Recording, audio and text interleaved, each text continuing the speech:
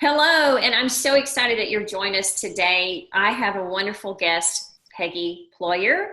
And instead of reading her bio today, I'm just going to let her tell you about herself. So, Peggy, welcome. Thank you. Thanks so much, Renee.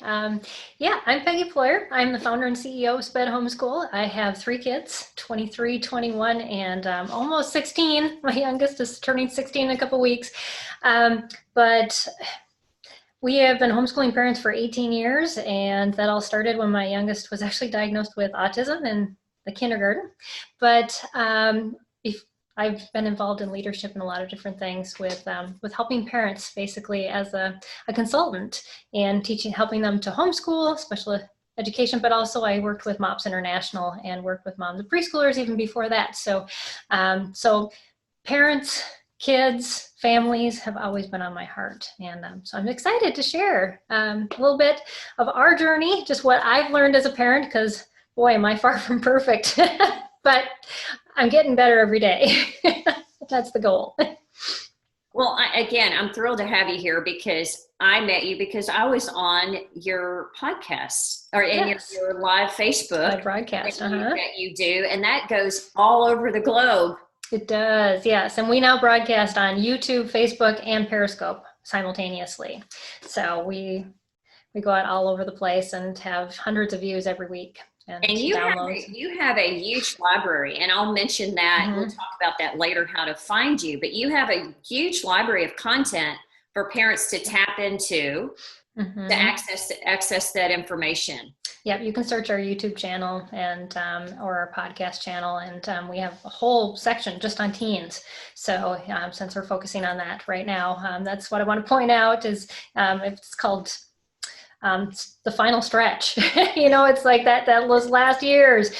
How can I make the best of them? So yeah, definitely. And in coaching, we talk about stretching, like stretching out of the comfort zone. It's not pushing, it's stretching. It sounds a little nicer, right? Right, exactly.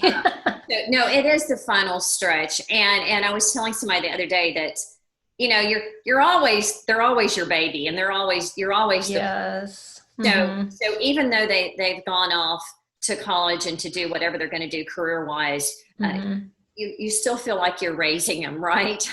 Yeah. Unfortunately, mine are all still in my house, so I kind of feel like that too. So your nest is quite full still. It is, but thankfully they've fucked up and taken control of some of the things around the house, especially with my recent surgery. They've been cooking and helping out with a whole bunch of other things. So that's wonderful. Well, they are blessed to have you as a mom, that's for sure. Yeah, it's a blessing to have them. For sure. So today you're gonna talk about developing tight relationships with your teen while letting go of control. Oh my goodness. Yeah. So how do you do that? Because you feel like if you have a good tight hold, then it's going to be better. But yes, control. I know I used to hear the word, "Mom, don't micromanage me." And that's something that goes like to your heart. Like, I really don't want to be micromanaging you. Right. But maybe I am. So you're going to share with parents how to let go of that. Where it feels right and it works for the teen and works for the family. So I'm very excited to hear about that. Yeah. So let's just dive in, because I have questions for you, and I know that you have plenty to share. So you decided to homeschool, and you left your career, and you were a physicist. Yeah, I worked in the medical device industry. It was funny because I realized as I walked away from my job that I was within a month away of being a vice president of the company, because my boss was leaving and I was the one to fill the role. And I said, nope, my kids are more important. I'm going to die to myself and just see where this takes me. And you know what? I don't look back anymore. My husband always says, there's a job opening and this is how much they're offering. I'm like, yeah, no, not tempting at all anymore. I found my purpose. That's right. And you refer to it as your calling. Yeah. And I love that. I understand that, because that's the way I feel about what I do as a coach. It's a calling. It's something that just wakes you up every morning that you want to do. You just want to do it. Yes, and you exactly. Want to very motivated, gives us energy. So yeah.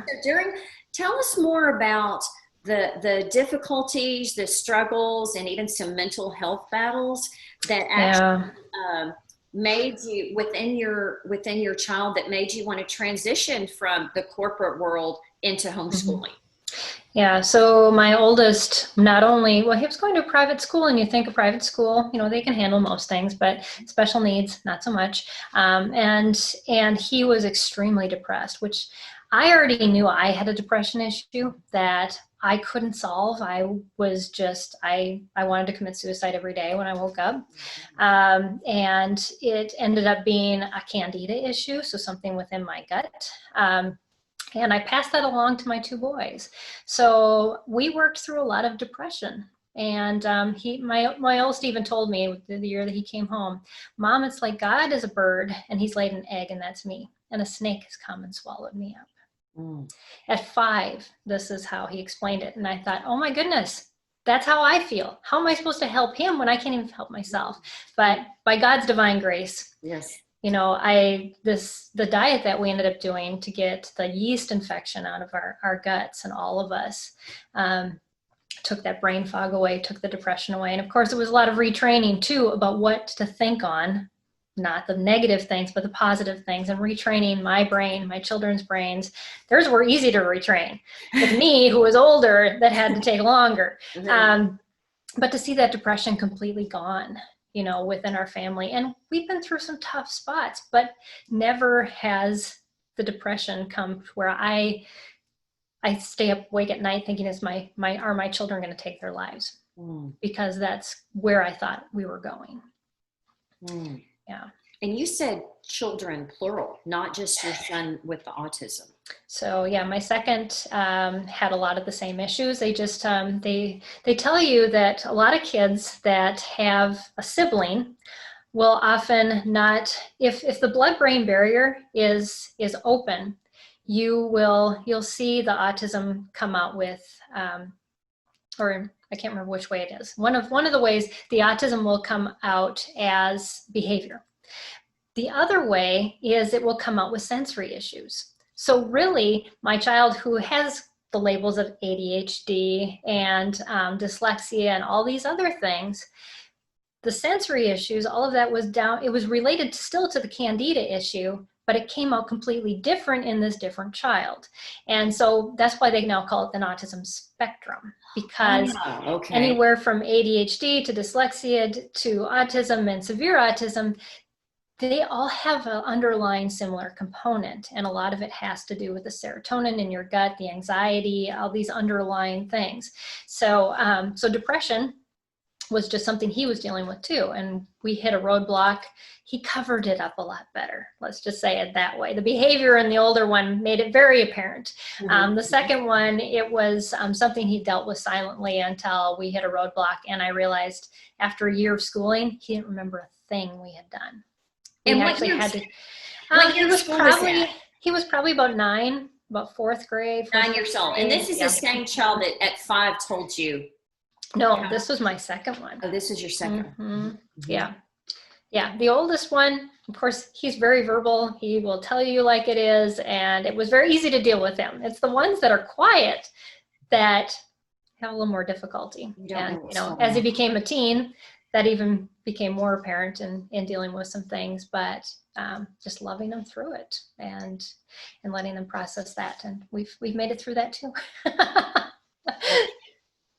That's a miracle. That's wonderful. So I want to circle back a little bit, because as a health coach too, I'm so curious about the candida. And I know that I've personally done a yeast-free diet, and wow, that was probably the best I've ever felt in my life. And I know that my daughter, we had her do that in her teen years and talk about the mental clarity and that burst of energy that you have. And so maybe you could share with us, and you could share with me even off camera, share with me some books or podcasts or things that you've read about that, the connection between the candida and the mental health. And then we could share with our audience so they can research that further.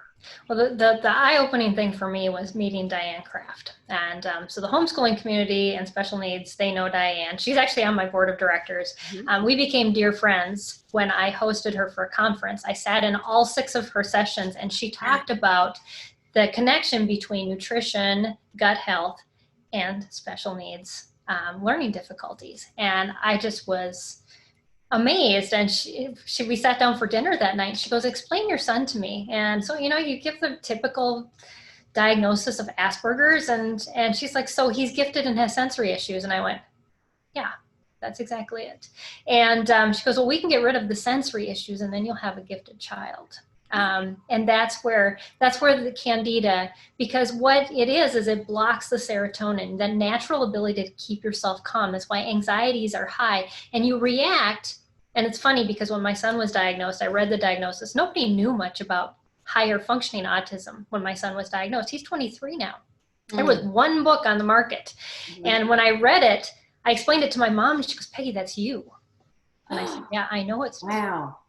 Yeah. And so it, coming into this, it gave me clarity as to why I've struggled so much and why I tended to stick towards the sciences and, why those types of things, but relational, having a conversation with you. I never thought that being an interviewer and being live was ever anything in my future. It's just scared me to talk to people. But those anxieties come down when you're able to just relax. And that's where the gut health really is important. So we saw a huge change, but you go through some major withdrawal, as you probably know, because you have to starve the yeast. Candida will always be in your gut. That's something to know. You'll never get rid of all of it, but the balance the good bacteria has to overbalance the bad bacteria. So repopulating that with huge doses of pharmaceutical grade probiotics that are effective, that go through the stomach acid and into the intestinal tract is very important. And then slowly coming back to a diet that is healthy and has prebiotic food, so it continues to feed the good bacteria and to stay that way. So yeah. So is this pharmaceutical grade probiotics, is this something that people can get over the counter? Yes. You don't have to have a doctor prescribe that. No, you don't. No, you just have to look at that. I love that you talk about that, because I know that with my own daughter during her teen and young adult years, that we were really trying to avoid any kind of prescription medication for the ADHD, depression, anxiety. And I have quite a few clients who are on medication now and or wanting to wean off or even considering that. And the problem with medication is medication will always kill off the good bacteria in the gut. So you're actually doing yourself a double disservice. So the quicker, and some medication is necessary. And so then you really have to counteract that. And the better way to do it is not with the supplements. You really want to be eating fermented food in the end, because the bacteria types that you can gather just from your own environment are a much broader range, and they'll work better in your body over time. But when you're first combating it, taking the supplements is important. And with eating, there's so much out there now at the grocery store. I remember, not that many years ago, the organic section was really small. And any sort of kind of whole food, healthy, non-processed, gluten-free, et cetera, was just, you couldn't find it. And now it's pervasive, really. And fortunately, more and more people are coming on board with that. And so, quite frankly, there's no excuse that you can't find it. And there are also places online that you can buy certain things. Obviously not your produce, but there's co-ops and things like that, but online where you can buy really interesting things to eat that taste good. Yes, exactly. Yeah. And I've learned through my kids, we had to change our palate, because there were certain things that you don't want to replace, because all it does is remind you of what you're missing, versus what new things you can eat that you've never explored. And so, to kind of stick down that road instead. And did you notice that it doesn't take a lot of time to change that palate that I've noticed? I noticed that, Right. that my husband and I, a few years ago, we decided we were really eating too much sugar. And that can suppress the immune system. It can cause all kinds of problems. Exactly. Not to say weight, but also just with the brain and hyperactivity and things like that. And so it was probably a month or less where all of a sudden someone who, I don't know that I could consider myself a sugar addict, but pretty close. I mean, that was actually part of the food plate at dinner. Right. That's a dessert, right? That was a part of dinner. And so I noticed that it didn't take long before I didn't miss it. And I would have never, ever guessed that. And then also that things like tomatoes and even celery and carrots and all kinds of things. I mean, a banana was almost too sweet. Right. Yeah. Yeah, so you definitely noticed that. Really key. And I'm so glad that you brought that up. Kind of unexpectedly, probably. Yeah. Oh my gosh, I didn't realize that we were going to talk about, special education and relate it to nutrition and gut health. That's the foundation. But yeah, when and dealing with your teens too, it's, a lot of how they react to things has to do with their mental state, and their mental state is dependent on what they're eating. You have to go back to, and I think we had this discussion before we even started the video, was that you're making the choices for them. You're buying stuff to put in the house. What are you choosing to use to feed them? And I have this discussion with my kids all the time. I mean, they know that they remember this diet. They remember it very vividly. But then my daughter's now looking at, me having breast cancer. It's a family thing. So what do I need to change now so that I don't follow the same path as mom? And we have this discussion on a regular basis, and she's asking me about her food choices because all of a sudden it's dependent on her choices for her future. And it's not just about me saying, this is what you have to eat.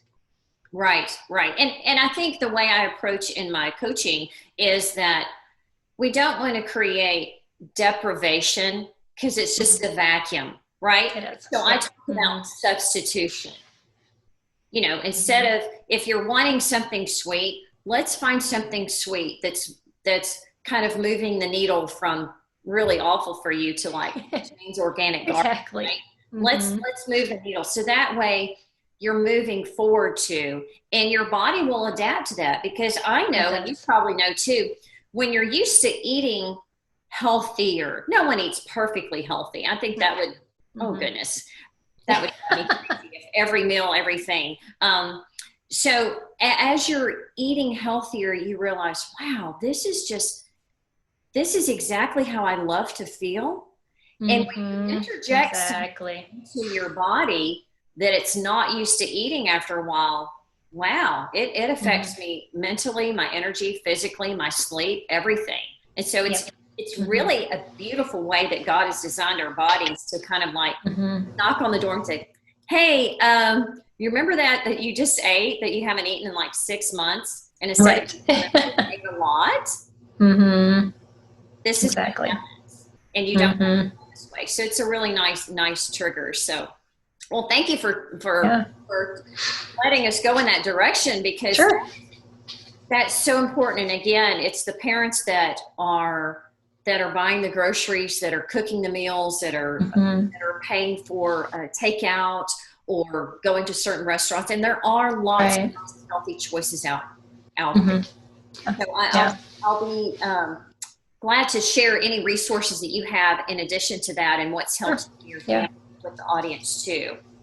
So when we're talking about teenagers, it's funny because people are like, they just roll their eyes. I'm like, I love working with them. I know. I love my kids. I was weighted. I mean, I'm one of those crazy parents that are like, I can't wait till you're a teenager. I don't deal well with young children, but there's some, when you know how to communicate with them, that's That's so helpful, but that's the key. And that's something that you're going to talk about too. Yes, so, exactly. Mm-hmm. You talked about, you had shared with me earlier about parents, how parents can move from being, and I love this is kind of a sports analogy, being from the opponent to the coach. And so how can they transition during disagreements and this difficult times, how can we help that transition from, the person that's on the offensive or even the defensive, Yeah, exactly. Your champion.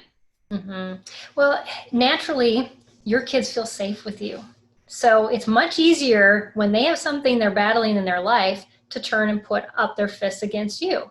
We don't think of it that way. We think, oh my goodness, my child's rebelling against me. No, they are trying to find safety in their battle by turning against you and trying to make you their opponent versus facing what they're really facing. But you as a parent need to realize what's going on when that happens, instead of just saying, okay, I'm ready to fight, because that's often what we say. Well, you're attacking me, so I will attack back. Or you're opposing what I'm saying, you're not listening to anything, and therefore I have to react in the defensive mode. But we need to be offensive, and we need to remove ourselves from that, no matter what it looks like. And that can be difficult because I'm going to share an example with you. So my middle child, right about the time he was getting ready to graduate from high school, started going off the wall. I mean, he was doing things that I didn't agree with. And I was like, oh my goodness, this child is going to run away. I mean, all of these things are circling through my brain because it was like a wall that was there and everything we did was wrong.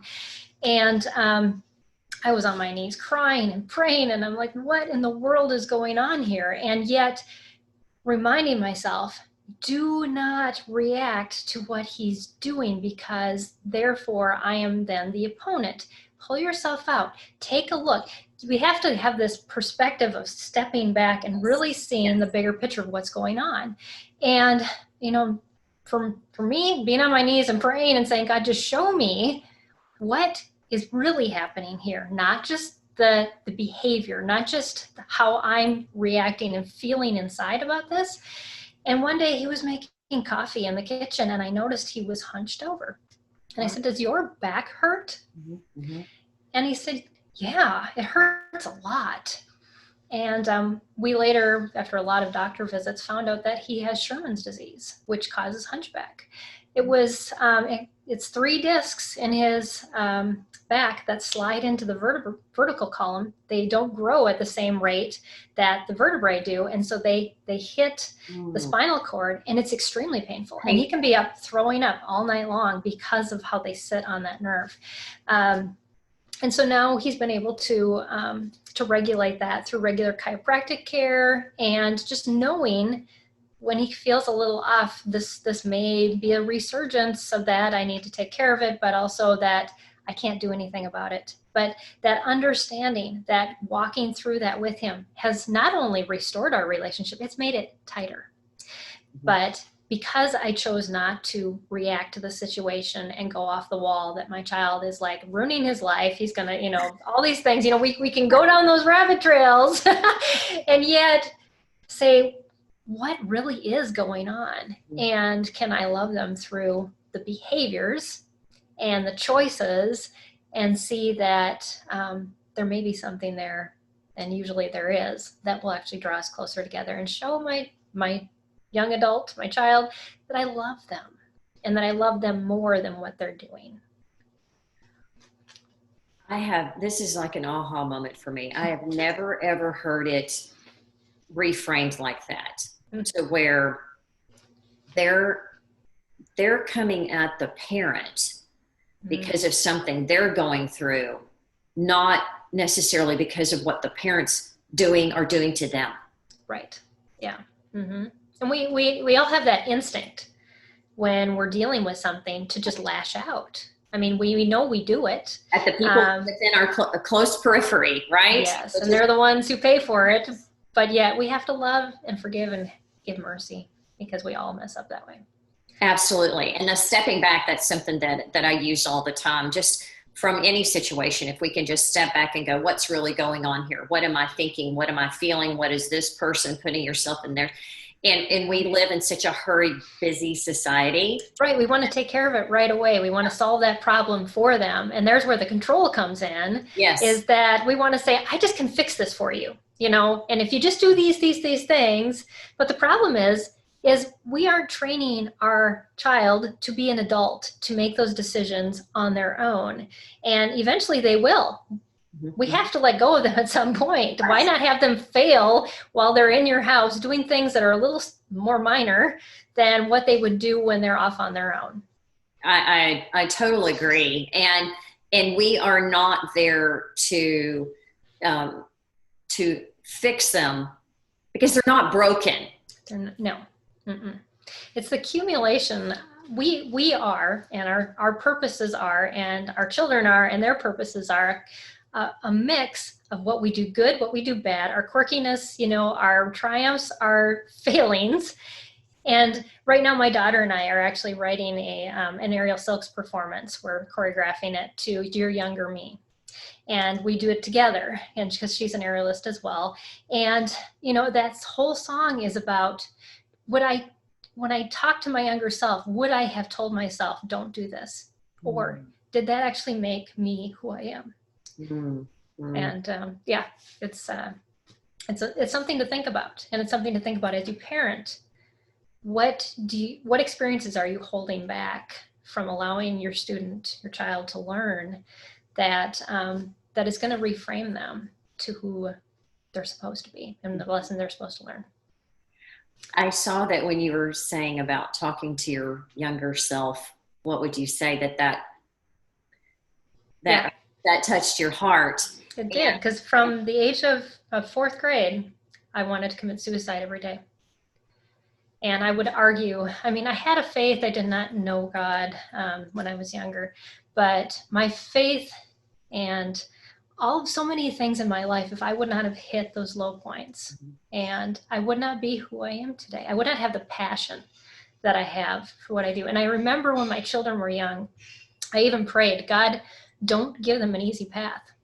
And that's a hard prayer to pray, but yet I want my children to not just float through life, not really knowing what it means to have those highs and lows, to have to trust in God, to have to trust in other people, those types of things bring meaning and something deeper into our lives. Absolutely. I remember when I had that aha moment. We talked about we're both very emotional people. Yeah, sorry you were crying. No, I never apologize. I'll cry during my sessions, and I tell my teenagers, I'm like, hey, this is just me, Yeah. Yeah. But I remember when I had that aha moment where I thought, wow, all the things that I used to hide and regret and beat myself up over and judge myself for, and just let that tape play in my brain. When God showed me, hey, this is to lead you to do what I have designed you to do. Yeah. And even more powerfully, had you not done that, it was like a light switch went off, and it was if that burden and that shame really and regret, all of a sudden that was just thrown out the window, and I wore all of that as a badge of honor. Like, hey, I've lived through this, and God has carried me through this. And it really gives you the energy and a powerful witness and testimony to help other people. Yeah, it does. So thank you for letting me go there, because I saw that, and I appreciate that tenderness. So how can a parent still love a teen that they disagree with? They have this judgment against them. And I hear this all the time when people are looking to hire me as a coach, like, he's lazy, she's a procrastinator, she's, she doesn't do what I tell her to do, and she's just not trying, and all these negative judgmental things. And we've all been there as parents. Again, Right. we're like, I wish I would have ever said that, right? And you regret that. And you talked about, like when they're doing something you disagree with, how do you kind of reconcile that? Yeah, because what they're doing may not come from where you think it's coming from or why they're doing it. I know, my daughter and I have a lot of discussions. I love that our relationship, what we've worked on for so long, is that communication. Because I can come up to her and say, I see that your room is a mess. What do you need to help organize that, or to, and so to get to the bottom by talking it through, and, her anxieties would come out, and, that willingness to share. Because oftentimes we say, you are not doing, and therefore my assumption is it's because of your laziness. It's because of this. Well, she has executive functioning issues, and the ability to organize things when she doesn't know exactly where to put them once they come out of the place that she knows they are on her floor.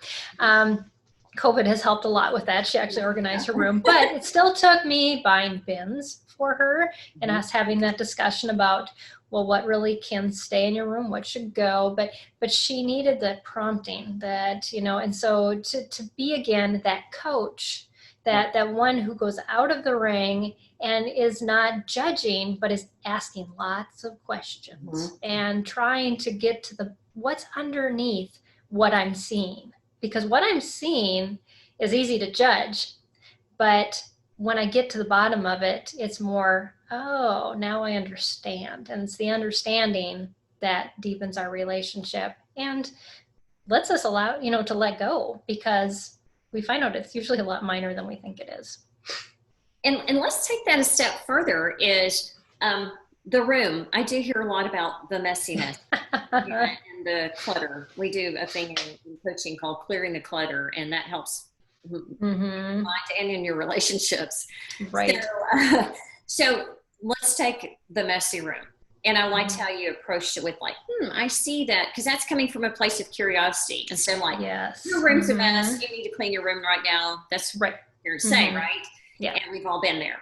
So, and say, then you go the step further and you help her because of her executive function issues. And there's a lot of young people I see that have this, that maybe she doesn't get to the standard of completion. Her room is not perfectly clean, but it's organized. Yes. Speak to parents about that, not like how to respond to not getting to mom and dad's standard of what something needs to be look like in the end. Whatever. Yeah. Well, and my daughter's very creative. And so, she's got a station in this part of her room for sewing. She's got a station in this part of her room for all her arts and crafts stuff, and her makeup's in another. So, just to have her kind of walk me through what are you going to do, and that was the first step. How would the furniture fit best? Do you want me to help you write out a grid line? Are you going to do that? And just kind of that back and forth discussion again. And again, she's talking about repainting her walls. It's paint. I'm not right now with the Aurora Borealis is on her walls, which is really cool. It's glow in the dark even. But, to just walk away from that is her space. It may be in my house, but that's her space. And so to allow her the ability to be creative, to kind of have some ownership, and yet what she calls organized, again, it's not messy, but it's probably not my idea of everything is put away and put in its place so that it's like Pinterest perfect, that's not going to happen with her. She's got too much stuff. So yeah, but that's kind of how we found a happy medium. And yeah, and she even said afterwards, I feel so relieved now. They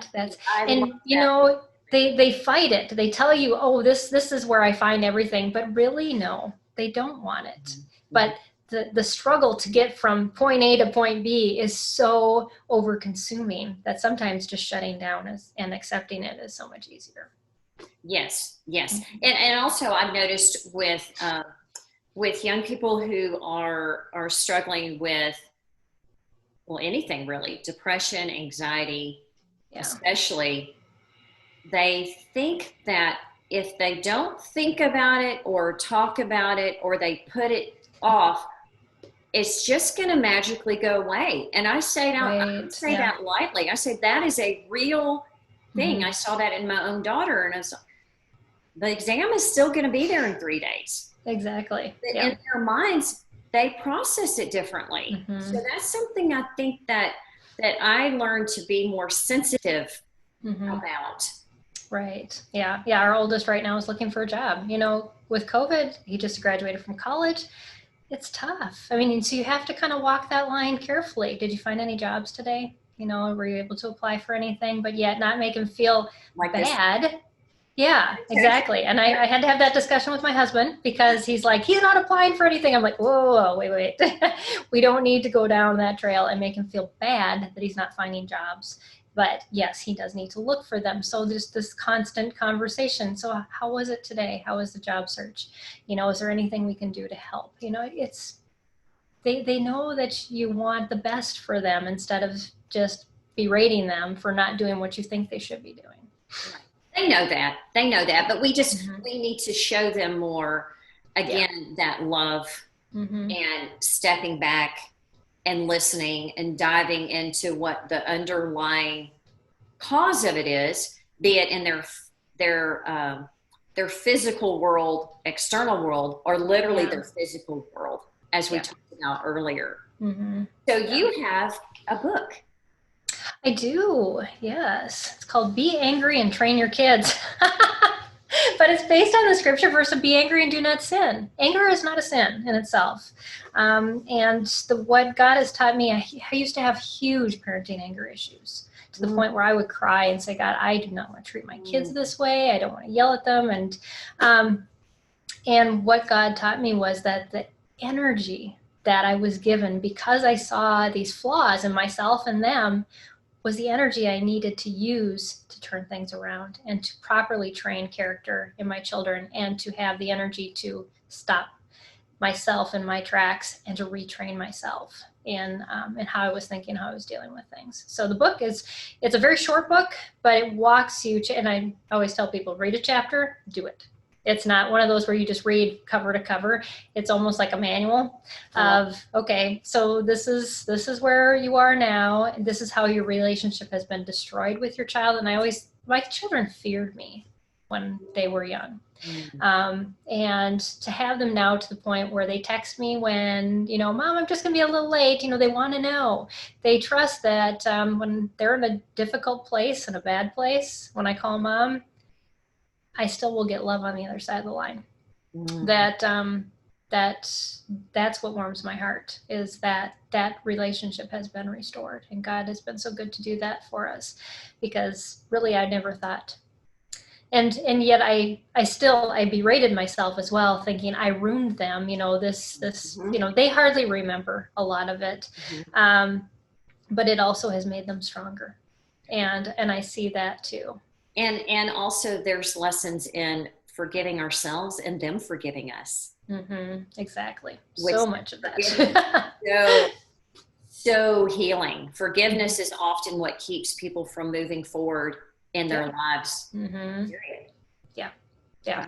We're all not perfect. So again, and I'll link below, it's Be Angry and Train Your Kids, directing your God-given energy to wisely fuel godly parenting strategies. And where can they find this?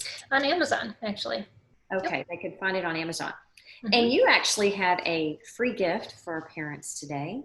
Yes, so I have a planner, and this is my summer one, but the fall one is I'll have a link for you. But the parent one is done, but I also have a teen one, and so I'm a Precepts Bible study leader as well.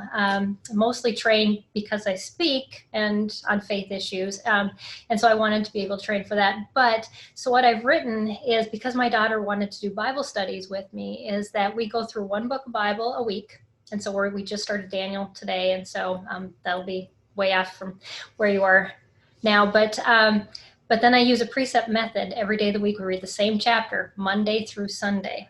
And then we apply a different precept method to every day, reading that same chapter over and over again and asking God, what are you going to reveal to me today? What is he going to reveal to your student today? And so then I have my own private YouTube channel. It's called Daily Revelations, based on the planner. And I just launched this week a podcast that's related to it too. So you should be able to find Daily Revelations on basically any podcast channel now. I love that. I love it. So your podcast is for the public. Now you said you had a private. Oh, my own personal, sorry, it's not a private YouTube channel, but it's a personal YouTube channel, because we've got the SPED Homeschool YouTube channel that's completely separate. You have a lot of things going on. A lot of things going on, I know. Yeah, you have a lot of things going on. But the videos and the podcasts are between 5 to 7 minutes long each. They're very short, so you can just plug it in your ear. What's the study today? And then I'll share with you what God has revealed to me, but I challenge you to do the same for yourself. It isn't just about listening to me, because God has something unique to say to you as well. And that can be something different, reading the same thing so many times. I notice that in my own life. I'll read a Bible verse and I'll go like, I know I've read it many, many times over my whole life.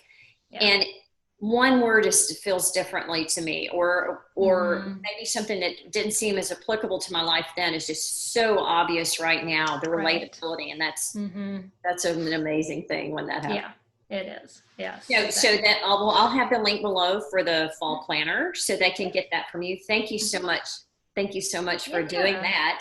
And then we can't leave without giving parents a challenge. So I'm going to read the challenge that you have for them. And if you want to expand on that.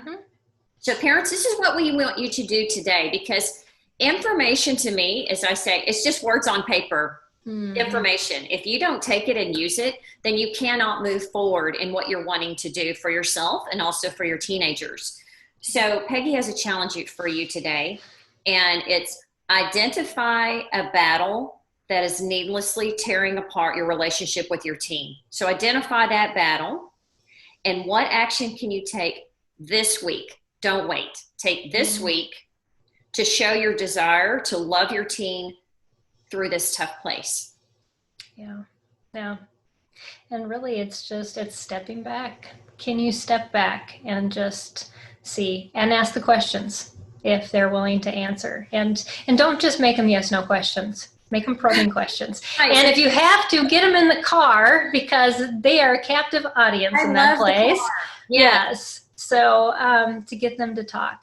And, right. And get them away from the house. If the house is like a source of just an energy that just not working right now, go somewhere, go to a park, or go sit in your car somewhere, like you said. But don't tell them what you're doing. No, you just drive through somewhere and get, something to drink or whatever. So absolutely. Don't tell them. Yeah. This is my main purpose behind this. What's Dad going to say now? What have I done? We're just going to change the scenery. Yeah. And I know that when, that you are, going to be out of town at some amazing conferences while they're watching this today, but know, parents, that Peggy can interact with you if you want to ask questions in our private Facebook page that we have set up for you. I'll have on-off internet hopefully that week. And she'll be able to interact with you, or I will make sure that I get those questions to her. So where can parents find you? Can you give us where parents can find you to? So at spedhomeschool.com, it's just one word, spedhomeschool.com. That's our main website. And but if you're looking for the more of the stuff that I do, it would be Daily Revelations. You can look that up on YouTube and on Anchor, or any podcast channel.